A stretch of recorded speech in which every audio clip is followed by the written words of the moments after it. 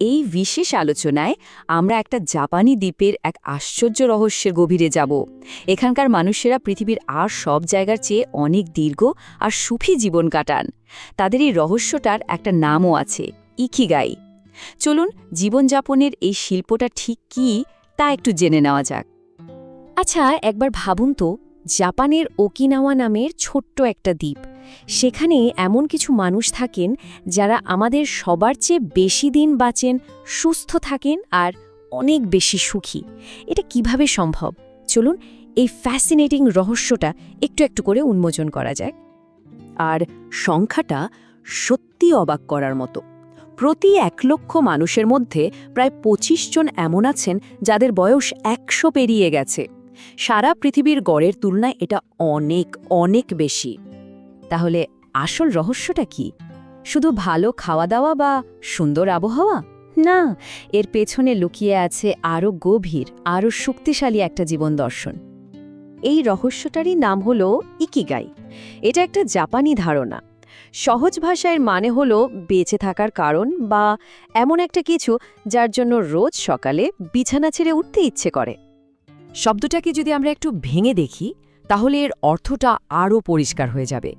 ইকি মানে হলো জীবন, আর গাই মানে হলো সার্থকতা বা মূল্য।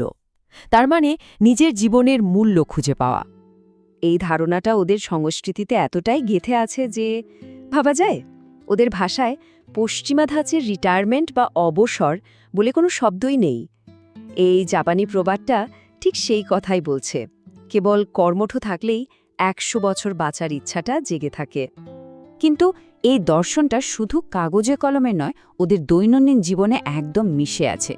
যেমন ওগিমির মতো গ্রামগুলোতে দীর্ঘ জীবনের রহস্যটা শুধু ব্যক্তিগত অভ্যাসের মধ্যে নেই, বরং লুকিয়ে আছে একে অপরের সাথে ওদের যোগাযোগের ধরনের মধ্যে।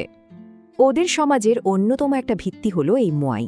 এটা ঠিক বন্ধুদের আড্ডা না, বরং তার চেয়েও অনেক গভীর কিছু। একই ধরনের পছন্দের মানুষেরা একটা দল তৈরি করে, আর সারা জীবন একে অপরের ইমোশনাল এবং ফাইন্যান্সিয়াল সাপোর্টের দায়িত্ব নেয়। এই একাত্মতাবোধই ওদেরকে একটা দারুণ মানসিক শক্তি দেয়। ওদের দীর্ঘ জীবনের আরও একটা গোপন রহস্য কিন্তু লুকিয়ে আছে খাওয়ার অভ্যাসে, আর সেটা ফুটে উঠেছে এই প্রাচীন প্রবাদটার মধ্যে, হারা হাচিবু। এর মানে হলো পেট পুরোপুরি ভরে যাওয়ার আগেই, মানে প্রায় 80% ভরলেই খাওয়া থামিয়ে দেওয়া। এই পরিমিতিবোধের অভ্যেসটা শরীরকে অতিরিক্ত হজমের চাপ থেকে বাঁচায়, যেটা কিনা আমাদের কোষগুলোকে দ্রুত বুড়িয়ে ফেলে। ওকিনাওয়ার মানুষদের এই সংযমী জীবনযাত্রার ঠিক উল্টোটা হলো আমাদের আধুনিক জীবন, যা কিনা সারাক্ষণ স্ট্রেসে ভরা। দেখুন, গুহাবাসী মানুষ শুধু জীবন মরণের পরিস্থিতিতেই স্ট্রেস অনুভব করত, আর আমরা 24 ঘন্টায় ফোনের নোটিফিকেশন আর নানা রকম হুমকির জন্য সতর্ক থাকি। এই অবস্থাটা আমাদের শরীরে অনবরত অল্প পরিমাণে কর্টিসল ছড়াতে থাকে, যা ধীরে ধীরে ভেতর থেকে আমাদের ক্ষতি করে। এখন প্রশ্ন আসতেই পারে, আমাদের এই দৌড়ঝাঁপের জীবনে ইকিগাই খুঁজে পাওয়া কি আদৌ সম্ভব? এর উত্তর কিন্তু ওকিনাওয়াতে চলে যাওয়ার নয়, বরং আমাদের প্রতিদিনের কাজের মধ্যেই গভীর আনন্দ আর একাত্মতা খুঁজে নেওয়া। মনোবিজ্ঞানীরা এই অবস্থাকে বলেন ফ্লু। এটা এমন একটা মানসিক অবস্থা যখন কোনো কাজে এতটাই ডুবে যাওয়া যায় যে চারপাশের আর কোনো কিছুর কথাই মাথায় থাকে না। সময় কীভাবে কেটে যায় তারও কোনো হুঁশ থাকে না। এই ফ্লো অবস্থাটা তখনই তৈরি হয় যখন কোনো কাজ আমাদের দক্ষতার সঙ্গে মানানসই হয়, কিন্তু কাজটা যথেষ্ট চ্যালেঞ্জিংও হয়।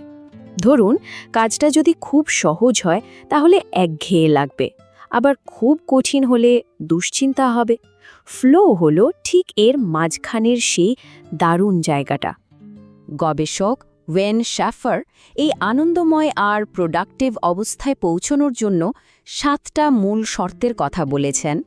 মূল কথা হলো কাজটা সম্পর্কে স্পষ্ট ধারণা থাকা, সেটা করার দক্ষতা থাকা, আর সব ধরনের ডিস্ট্র্যাকশন বা বিক্ষেপ থেকে নিজেকে মুক্ত রাখা। এই শর্তগুলোর মধ্যে শেষটা, অর্থাৎ বিক্ষেপ থেকে মুক্তি পাওয়াটা, আমাদের এই আধুনিক যুগে সবচেয়ে কঠিন। আর এই ফ্লো অর্জনের পথে সবচেয়ে বড় বাধা কোনটা জানেন? মাল্টিটাস্কিং, মানে একসঙ্গে অনেকগুলো কাজ করার চেষ্টা করা। আমাদের হয়তো মনে হয় যে মাল্টিটাস্কিং করে আমরা অনেক কাজ করছি, কিন্তু আসলে এটা আমাদের শক্তি নষ্ট করে, ভুলের সম্ভাবনা বাড়িয়ে দেয় আর ফ্লোতে যেতে বাধা দেয়। রিসার্চ বলছে এটা প্রোডাক্টিভিটি 60% বা তারও বেশি কমিয়ে দিতে পারে, আর স্মৃতিশক্তিকেও দুর্বল করে দেয়। তবে ভালো খবর হলো, আমরা চাইলেই আমাদের মস্তিষ্ককে আবার মনোযোগ দিতে শেখাতে পারি। এর জন্য বিক্ষেপমুক্ত একটা পরিবেশ তৈরি করা, কিছুক্ষণের জন্য ফোন বন্ধ রাখা বা পোমোডোরো টেকনিকের মতো পদ্ধতি ব্যবহার করে আমরা মনোযোগ ফিরে পেতে পারি এবং সেই ফ্লো খুঁজে নিতে পারি। শেষ পর্যন্ত ইকিগাই কিন্তু কোনো বিরাট বা অধরা লক্ষ্য নয়।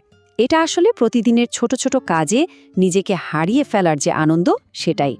এটা হলো যাত্রার মধ্যেই সার্থকতা খুঁজে নেওয়া, সেই সব অর্থবহ কাজের মাধ্যমে যা আমাদের জীবনকে একটা উদ্দেশ্য দেয়।